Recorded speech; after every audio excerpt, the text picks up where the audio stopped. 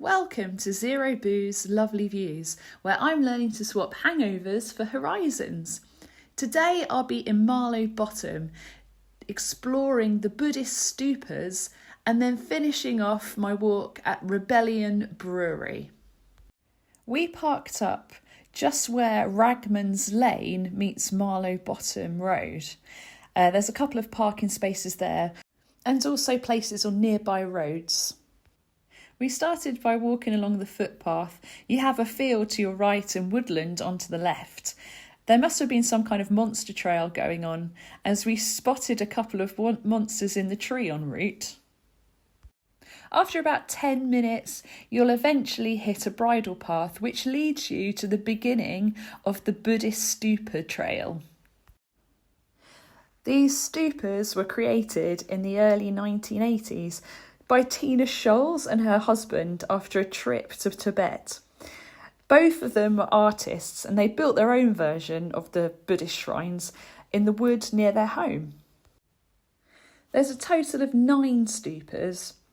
Each of them represent harmony with nature and peace on earth.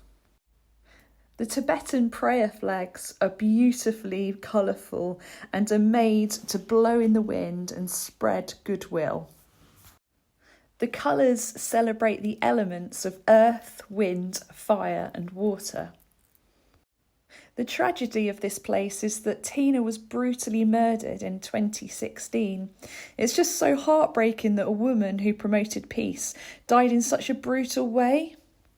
I found a really beautiful documentary on YouTube by Nicholas Collins, which shows what a lovely creative woman Tina was and how she adored the place where she lived. It's wonderful that her creations live on and people can still appreciate them.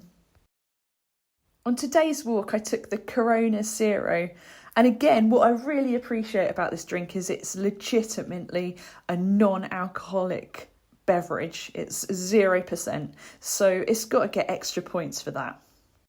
I can understand why some people might say it's a bit of a weak flavour, but for me, I really appreciate the gentle taste. It's lovely and gluggable. I knocked this back quite easily on my walk and I really enjoyed it.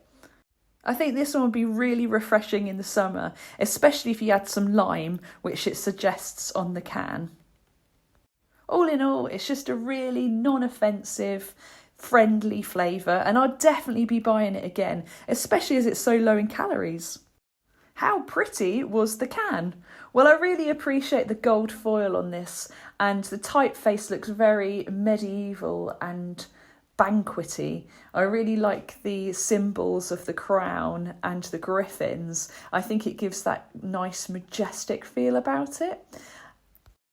We ended our walk by visiting Rebellion Brewery, which is located in Marlow Bottom, not too far away from the stupas. There's a fantastic tap room where you can sit down and enjoy all the high quality beers that are made using traditional brewing methods. I went for a Lucky Saint, which they have on tap. Unfortunately, they don't actually make their own non-alcoholic beer, so hopefully they'll do that in the future because I'm very eager to try it. Here are my final ratings. Please do like and subscribe, and do drop me a comment if you have any recommendations on what I should try next. I'm no expert at all in beers, lagers or ales. I'm just starting my journey and I'm learning every time. Thanks for watching.